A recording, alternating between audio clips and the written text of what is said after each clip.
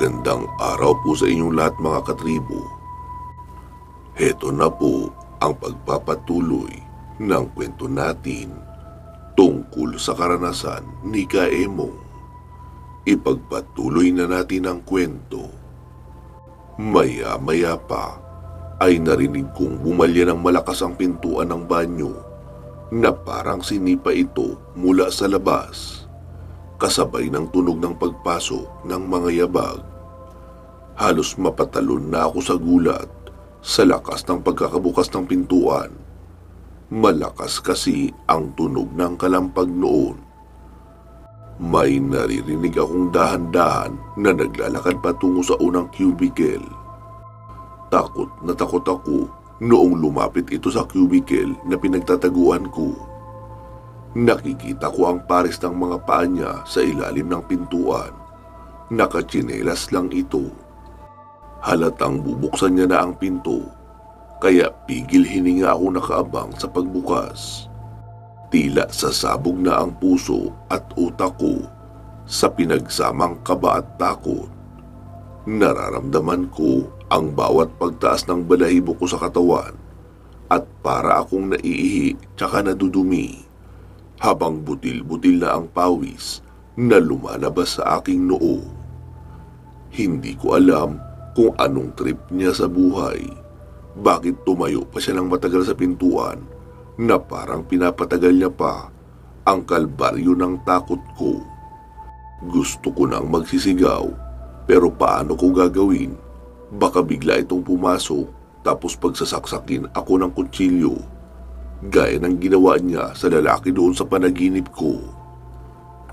Ilang sandali pa ay bigla akong nakahinga ng maluwag nang hindi niya ituloy ang pagpasok sa cubicle na kinaroroonan ko at lumipat sa kabilang cubicle na katabi.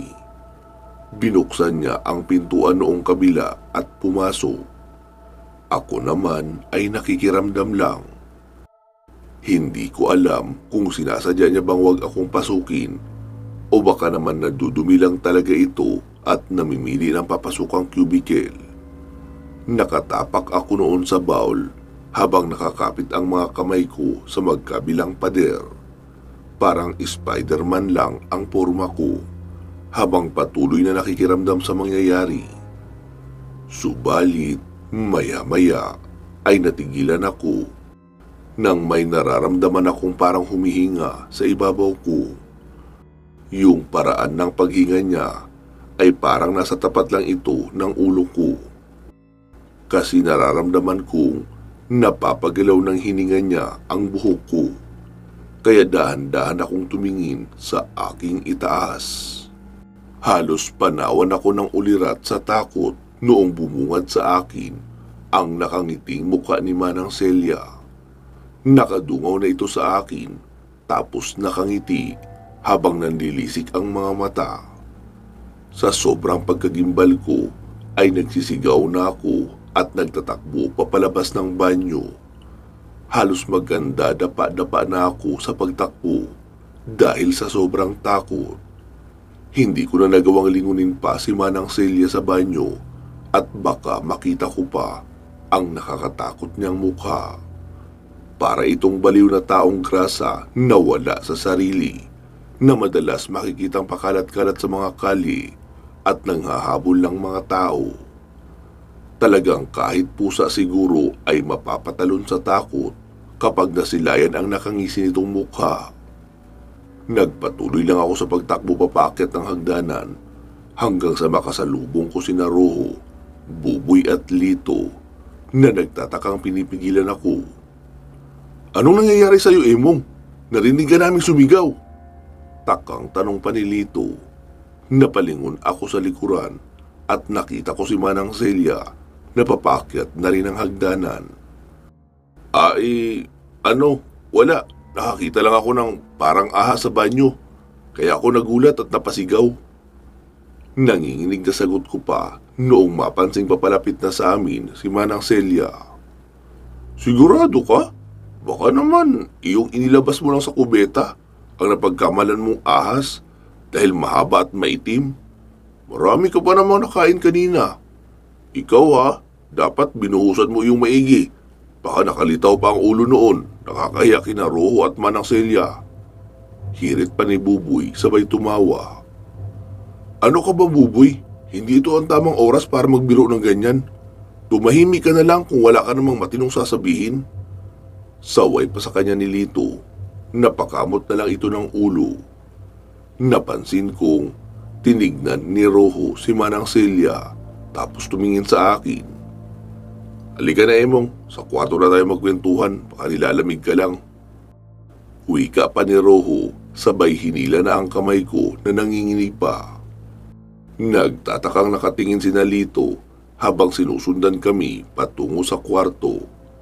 Si Manang Celia naman ay diretso nang pumasok sa isang kwarto na sinabi ni Roho na madalas nitong pagpahingahan kapag naroon ito sa farmhouse. At bago niya pa sinara ang pinto, ay nakita ko pang umisi ito sa akin.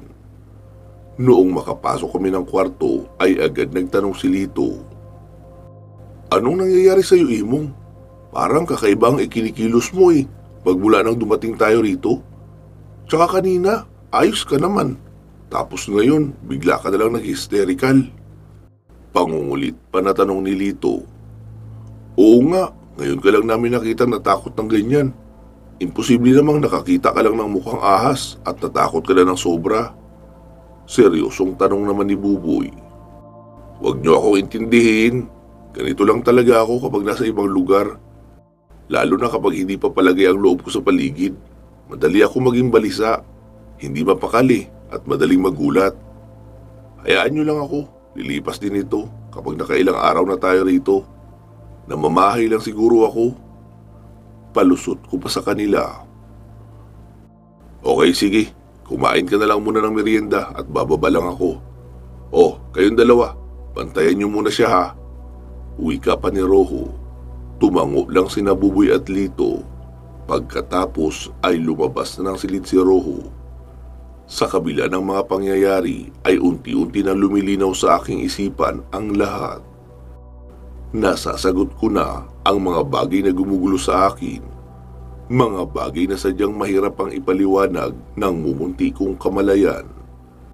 Ngayon ko lang din napagtanto na kaya hindi ko nararamdaman sina Agum at Amaya dahil maaaring may orasyong pamproteksyon sa buong compound na nakalagay na hindi basta-bastang mapapasok ng kahit anong mga elemento.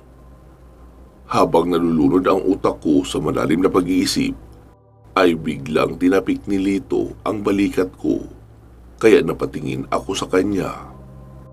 May kung ano akong nakikita sa mga mata niya. Tila ba may impormasyon siyang itinatago o may bagay siyang hindi masabi sa akin. Oh, bakit Lito? May gusto ka bang sabihin? Seryoso kong tanong sa kanya. Noong una ay nag-aalangan pa siyang sabihin ito sa akin. Subalit kalaunan ay napilit ko rin. Ganito kasi yan, Emong. Kanina, noong lumabas ka at sinabi mong iihi ka lang, ay sinundan kita noon. Pero ang bilis mong nawala. Nakasalubong ko si Roho, kaya tinanong kita sa kanya. Pero ang sabi niya, hindi ka rin daw niya nakita. Kaya nagpasya na sana ako bumalik rito. Pero bago ako bumaling papabalik, ay napansin ko si Manang Celia na maingat na naglalakad papunta sa banyo. Para siyang magnanakaw na dahan-dahan ang kilos na parang merong gustong hulihin sa akto. Natakot ako sa itsura niya kasi nakangiti siya sa kawalan at parang may ibinubulong na salita na hindi ko masyadong maintindihan. Nagsitayuan agad ang mga balahibo ko kasi akala ko nung una kumakanta lang siya. Pero noong naging malinaw sa pandinig ko ang sinasambit niya, nalaman kong kapareho iyon ng lingwaheng binibigkas mo noong ginamot mo si Glenda sa ospital. Sa takot ko ay napakaripas na ako ng takbo papaakyat dito. Tapos maya-maya lang ay narinig ka na namin na sumisigaw. Kaya tumakbo na kami papababa para alamin kung anong nangyari sa'yo. Nakita ko rin si Manang Celia kanina habang papaakyat na nakangisi sa likuran mo. Alam mo, Emong, duda talaga ako sa matandang yun. May kakaiba sa kanya Tsaka nakakatakot siya. Mahabang salaysay pa ni Lito, kaya kinilabutan na rin kami ni Buboy habang nakikinig. Ilang sandali pa ay pumasok na ng kwarto si Rojo. May dala na itong pagkain. Sabi niya, siya raw mismo ang nagluto noong dala niyang pagkain. Si Manang Celia naman ay nasa loob pa rin daw ng pangalawang kwarto. 2 dilatang corned beef lang daw iyon na ginisa niya sa bawang at sibuyas para may maipang ulam kami. Marami pa namang kanin kaya hindi na siya nagsaing. Nagtataka na rin kami sa ikinikilos ni Rojo dahil mababakas rito ang magkahalong takot at pag-aalala. Hindi na lang muna kami nagtanong at kumain na lang ng tahimik. Pagkatapos maghapunan ay bumaba uli si Rojo para hugasan ang mga pinagkainan naming pinggan. Ibinili niya sa amin na wag na muna kaming lumabas ng silid at ilak ang pintuan habang wala siya. Noong makaalis si Rojo, ay nagpatuloy kami sa pag-uusap ni Lito at Buboy. Ano sa tingin niyo ang nangyayari, Imong? Sangkot kaya rito si Rojo? Tanong pa ni Buboy sa amin. Agad naman ako sumagot. Sa tingin ko hindi. Tsaka mga kaibigan niya tayo. Hindi niya tayo papabayaan na mapahamak. Kita niyo nga, ipinagluto niya tayo ng pagkain para hindi na si Manang Celia ang magluto ng kakainin natin. Tsaka sa tingin ko, kailangan natin malaman ang totoong nangyayari dito. Hindi yung magbibintang na lang tayo agad. Mukhang magiging mahaba ang gabing ito para sa atin, kaya maghanda kayo. Wika ko pa sa dalawa. Mong, sa tingin mo, anong klaseng tao si Manang Celia? Aswang o mangkukulam? Tanong naman ni Lito. Hindi ako sigurado eh. Kung titignan mo siya sa inaasal niya kanina, ay para siyang nababaliw at wala na sa sarili.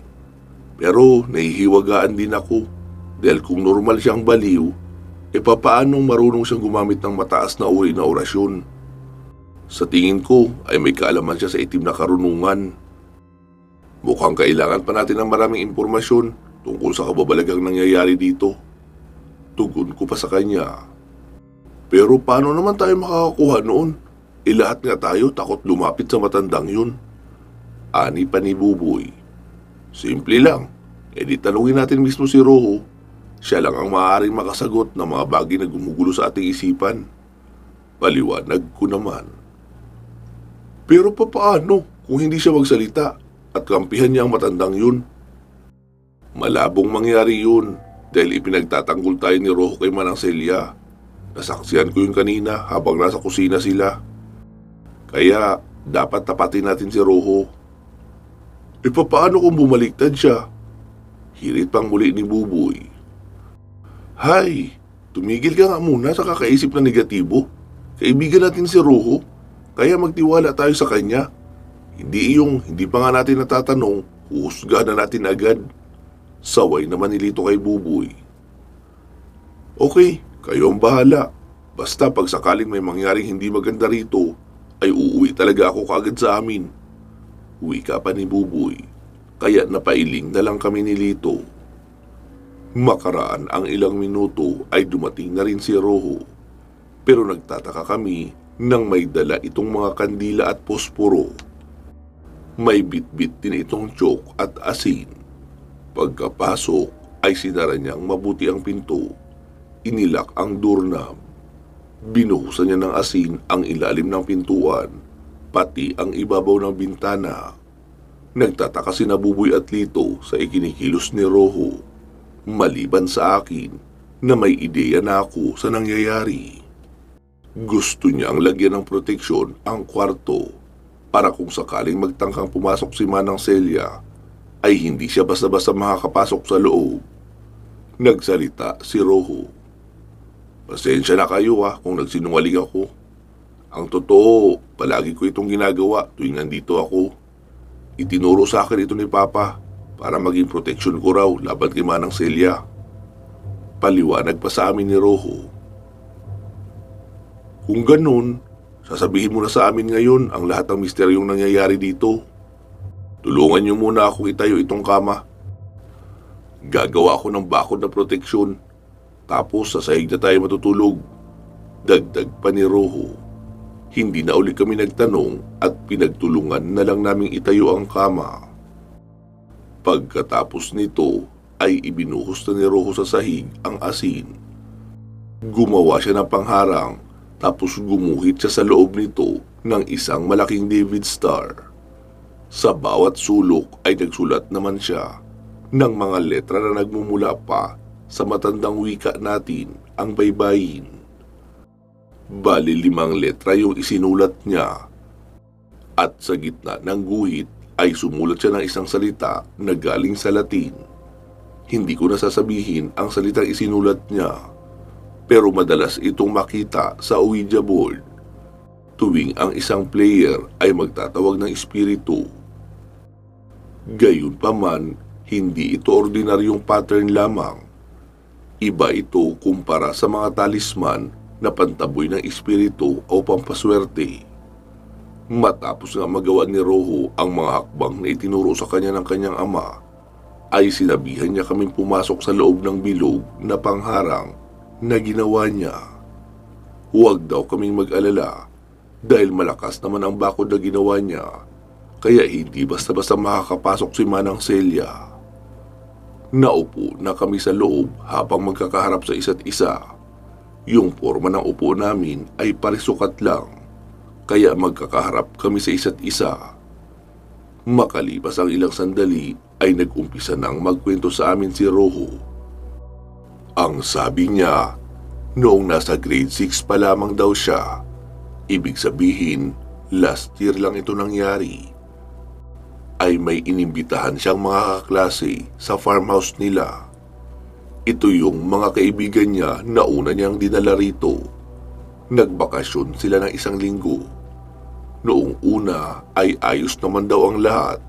Normal naman ang ginagawa ng iba. Pero isang araw, bigla na lang nagkasakit iyong isang kasamahan nila.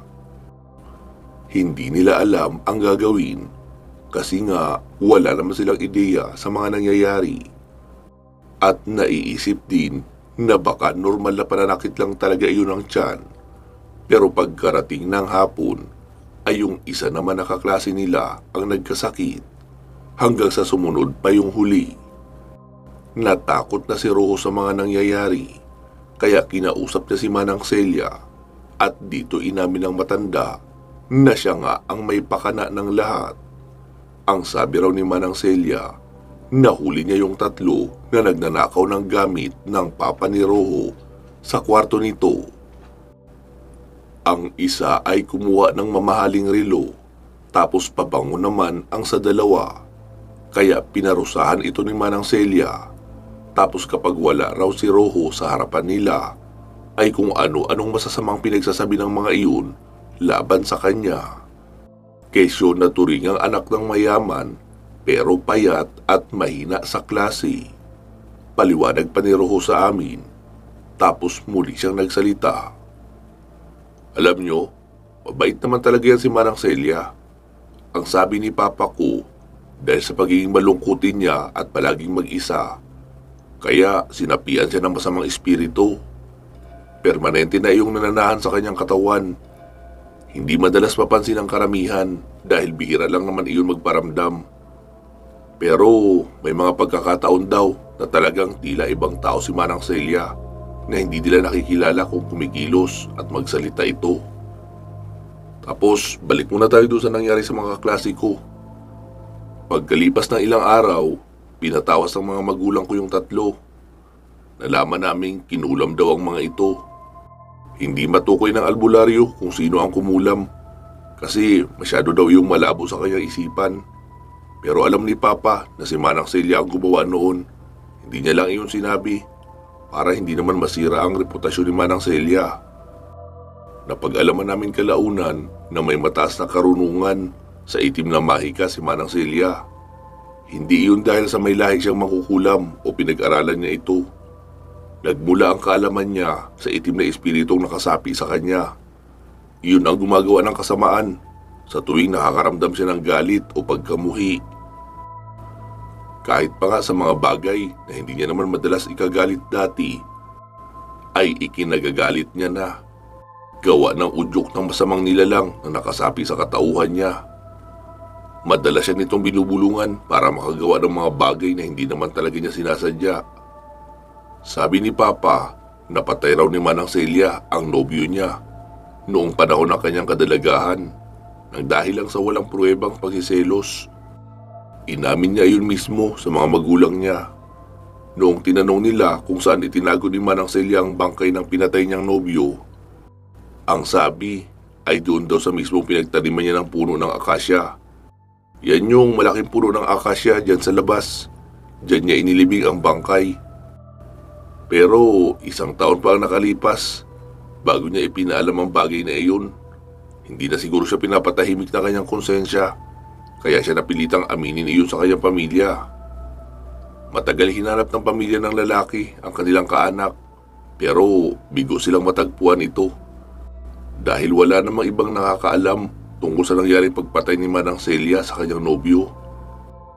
Matagal na panahon itong itinago ng pamilya ni na Lolo, kaya hanggang ngayon ay sumisigaw pa rin ng hustisya ang kaluluwa ng nobyo ni Manang Celia. At hanggang ngayon din ay hindi pa rin makaalis dyan sa puno ang kaluluwang iyon. Mahabang kwento pa sa amin ni Rojo. Hindi tuloy maiwas ang kilabutan ni Lito at Buboy sa narinig. Pero ako ay tahimik lang na nakikinig dahil naging malinaw na rin sa akin ang lahat ng nakita ko sa aking panaginip. Hindi iyon basta masamang panaginip lamang, kundi totoong nangyari mula sa nakaraan. Ang nakakatakot nga lang dahil noong napanaginipan ko iyon ay napasama pa ako sa eksena. Subalit sa kabila ng aking mga nalaman ay may isang bagay akong hindi maintindihan. Bakit hindi malang nagiganti ang espiritu ng lalaki sa pamilya nila Manang Celia?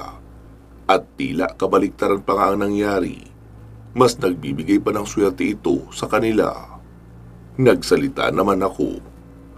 Rojo, nakita ko na ang lalaki sinasabi mo sa aking panaginip. Yung sinasabi mong nobyo ni Manang Celia. Pero ang ipinagtataka ko lang, bakit hindi man lang niya kayo ginagambala o sinasaktan? Siya pa nga nagbibigay ng swerte at pag-asa sa buhay niyo dito, di ba? Lahat ng tinatamasan yung swerte ay maaaring galing sa kanya. Bakit ganoon ang nangyari? Nagugulo ang tanong ko pa kay Rojo. Ang totoo niyan, Emong, napapanaginipan ko rin siya halos gabi-gabi sa tuwing nandito ako. Pero ang lagi niya sinasabi sa akin sa panaginip na mahal niya raw si Manang Celia. Nasa puso niya pa rin daw ito hanggang ngayon. Kaya palagi niya itong binabantayan kahit ganoon ang ginawa sa kanya. Ang masamang espiritu naman daw ang dahilan kaya nagawa iyon sa kanya ni Manang Celia. Kaya para sa kanya, walang kasalanan si Manang Celia sa nangyari. Tinutulungan pa nga raw siya ni Manang Celia na makatawid sa kabilang buhay. Kaya madalas itong nagkukulong sa pangalawang kwarto at ibinagdarasal siya. Sinadya rin daw nalagyan ni Manang Celia ng orasyong bakod ang buong farmhouse para hindi raw makapasok ang mga elemento at lamang lupa na gustong kumuha sa espiritu ng nobyo niya. Ngunit sabi ni Papa, unti-unti na raw nasisira ng masamang espiritu ang bakod na iyon. Kaya unti-unti na rin nakukurap ang espiritu ng lalaking nasa puno. Kapag nasa matinong pag-iisip, ay sinusubukan naman daw labanan ni Manang Celia ang masamang nilalang na nasa loob niya. Pero lubay yung malakas, kaya madalas siyang matalo nito. At iyon ang nangingibabaw at gumagamit sa katawan niya upang gumawa ng masama. Mahabang paliwanag pa ni Rojo sa amin. Natigilan kami nang may naramdaman kaming mahinang kalabog sa kabilang pader ng kwarto. Yung tunog ng kalabog na parang may lamesang bumangga sa pader. Mahina lang ito pero nakaagaw agad ng pansin namin.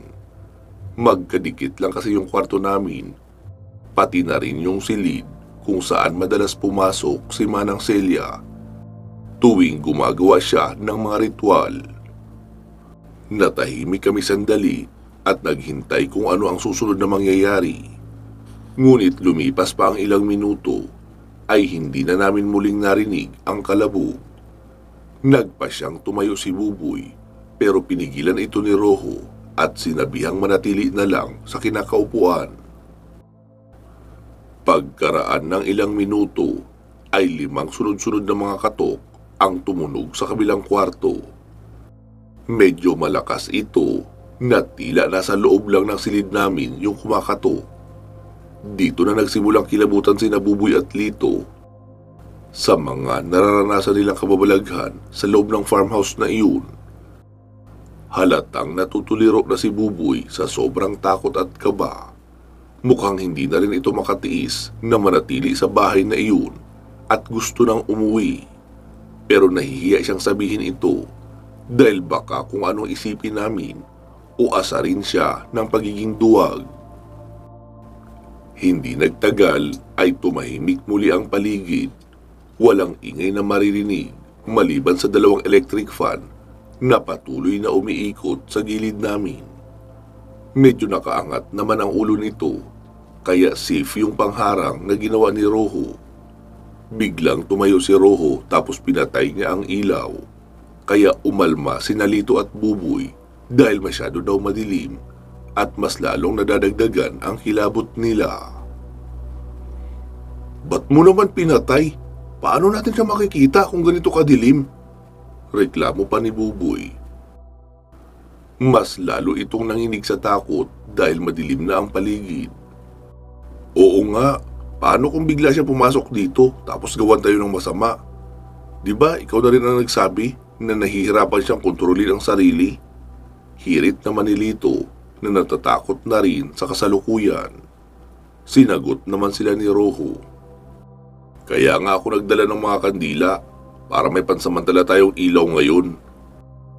Tara, tulungan niyo akong sindihan ito. Harangan niyo para hindi tamaan ng hangin mula sa electric fan." Paliwanag pa ni Rojo. Pagkatapos ay inabot niya ang posporo kay Buboy. Naglabas siya ng 4 na kandila. Tapos may extra pa siyang itinabi sa gilid para kung sakaling maubos ay meron pang magagamit uli. Iniabot niya isa-isa ang mga kandila sa amin at sinindihan naman nila Buboy ang mga kandila nila. Subalit napansin ni Rojo ang pagiging tahimik ko habang ako ay nakatingin sa pintuan. Napansin din ako ni Buboy kaya sinundan nila ang tinitignan ko. Pero laking gulat nila nang makita ang 2 tsinelas na nakatayo sa may tapat ng pinto. Sa sobrang gulat nga ng 2 ay halos mapasigaw sila, pero sa kabutihang palad ay napigilan naman agad namin sila. Sinabihan namin silang manahimik at huwag gagawa ng ingay. Nanatili lang ng ilang minuto ang taong nasa labas ng pinto. Walang duda na si Manang Celia ito dahil namumukaan ko ang tsinelas na suot niya. Sa sumunod na nangyari ay kamuntikan ang mapatalon sa takot sina Lito at Buboy nang biglang kumatok si Manang Celia. Pagkatapos ay mahinang nagsalita, pero yung tono ng boses niya ay medyo kakaiba. Malamig at walang kabuhay-buhay na parang nanggagaling pa sa malalim na hukay. "Buksan niyo ang pinto! Buksan niyo!" Utos ni Manang Celia habang patuloy na kumakatok sa pintuan. "Manang Celia, umalis na po kayo! Huwag niyo na kaming gambalain pa! Nakikiusap ako sa inyo!" Sigaw pa ni Rojo. Pero patuloy lang ang ginagawang pagkatok ni Manang Celia na halatang walang balak na lumayo sa pintuan. "Anong gagawin natin, Emong? Wala ka bang magagawa dyan para umalis ang matandang yan?" Tanong pa nilito sa akin. "Sige, susubukan kong gumawa ng paraan. Gagawin ko kung anong makakaya ko." Sagot ko pa. Pumikit ako sandali saka umihip sa palad ko na sinabayan ng pag-usal. Pagkatapos ay mabilis na ibinuga iyon kasabay ng pagkumpas paturo sa pinto. Ilang saglit pa ay naramdaman namin na bahagyang nasaktan si Manang Celia dahil umigik ito na parabang napaso ng mainit na plancha. Kasunod nito ay umalis na si Manang Celia kaya nakahinga kami ng maluwag. Mabuti na lang at umubra ang ginawa ko dahil kung hindi, magpapatuloy pa ang walang katapusang kaba sa aming mga dibdib. Sa wari ko nga ay may dala rin itong kutsilyo dahil nararamdaman kong may itinutusok siya sa pintuan. Noong makaalis na si Manang Celia ay saka pa lang napatanong sa akin sina Rojo at Buboy na parehong nagtataka sa ginawa ko. Hindi na ako nagsinungaling at sinabi ko na ang totoo. Total, nabuko na rin naman nila ako. Kung ganun Emong, may nalalaman ka rin pala sa itim na karunungan? Tanong pa ni Rojo na bahagyang nagulat. Oo, may alam ako tungkol sa lihim na karunungan. Pero hindi ito itim na karunungan. Dahil ito yung bersyon na tinatawag na taga-kanan. Hindi rin ito ginagamit para manakit ng mga inosenteng tao o sa pansariling kapakanan. Para lang ito magligtas ng buhay at magprotekta ng mga inosente. May mga gabay rin akong engkanto. Hindi ka na sila makapasok dito para matulungan ako dahil sa espiritual na bakod na nakapalibot sa farmhouse nyo.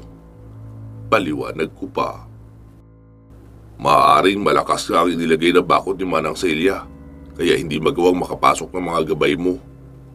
Pero kung masisira ba natin ang harang, maaaring makatulong sila sa atin. Tama ba ako, Emong? Tanong muli ni Rojo. Oo, tama ka dyan, Rojo. Pero hindi ako sigurado kung matatalo natin ang masamang espiritu na nakasapi sa loob ni Manang Celia. Lalo at sabi mo, malakas na uri iyon. Ang tanging magagawa lang natin sa ngayon ay magdasal at hingin ang tulong ng Diyos para makaligtas tayo sa kalbaryong ito. Paliwanag ko pa kay Rojo na tumango lang. Sige, magdasal tayo ng sabay-sabay. Baka sakaling umubra ang panalangin natin. Wika naman ni Buboy. Naghawak-hawak na nga kami ng kamay, sabay pumikit at nagsimula ng magdasal. Pero habang nasa kalagitnaan kami ng pagdarasal, ay isang malakas na kalampag ang aming narinig sa pader ng kabilang kwarto. Sa sobrang lakas nito, ay halos mawasak na yata ang makapal na tablang nagsisilbing dibisyon ng 2 kwarto. Para iyong pinukpok ng maso na animoy gustong sirain ang pader.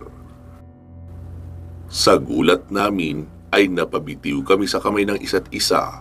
Tapos biglang umiyak si Buboy na halatang hindi na napaglabanan ang takot. Hindi ko na kaya! Gusto ko na umuwi! Uuwi na ako! Sambit pa ni Buboy na parang 5 taong gulang na bata na umiiyak dahil iniwan ng ina. Kumalma ka lang, Buboy! Huwag kang mag-alala! Matatapos din ito! Pagpapakalma ko pa rito. Pero tuluyan ang nagwala si Buboy sa takot sa mga nangyayari at muntik pang tumakbo papunta sa labas. Mabuti na lang at napigilan namin ito agad at pinakalma sa gilid. Nang bahagyang kumalma si Buboy ay doon pa lang kami nakahinga ng maluwag. Animoy nabunutan kami ng tinik nang maudlot ang binabalak niyang pagbubukas ng pinto. Kapag binuksan mo ang pintong yan, ay tapos na tayong lahat. Kaya isipin mo mabuti ang gagawin mo bago ka gumawa ng hakbang. Hindi yung mag-hysterical ka na lang agad. Pati kami ay madadamay sa pagkapahamak mo eh. Galit na saway pa nilito kay Buboy. Tama siya, Buboy. Kapag nasira na ang harang natin, tuluyan na makakapasok si Manang Celia dito at pwede niya nang gawin ang lahat ng bagay na iuutos sa kanya ng masamang espiritu. Pwede niya tayong patayin lahat. Hindi lang ikaw ang natatakot rito, pati din kami. Pero pilit lang namin nilalabanan para walang mapahamak sa atin. Saad pa ni Rojo, kaya napayuko na lang si Buboy sa maling desisyon na ginawa niya. Maya-maya pa ay may isang bagay akong naisip na maaaring makatulong sa amin. Rojo, alam mo ba ang pangalan ng nobyo ni Manang Celia? Tanong ko pa rito. Bakit? Anong gagawin mo? Takang tanong niya naman. Basta, sabihin mo na lang, saka ko na ipapaliwanag. Apuradong sabi ko pa. Teka lang, iisipin ko muna. Sa pagkakatanda ko, parang nagsisimula sa Juan ang pangalan niya eh. Teka, ano nga uli yun? Juan. Juanito, ayun. Oo, Juanito ang pangalan niya. Nabanggit sa akin yun minsan ni Papa. Sagot pa ni Roho habang nagpapapitik pa ang daliri sa hangin. Salamat, Roho. Sige. Umupo ako agad sa bilog na harang sabay pumikit. Taimtim akong nag-concentrate upang kausapin ang espiritu ni Juanito. Sa pagbanggit ko pa lang ng kanyang pangalan ay sumagot na ito agad sa akin. Natuwa ako dahil para itong nasa linya ng landline na mabilis nakarespond sa akin. Gamit ang telepathy ay nag-usap kami sa loob ng aking isipan.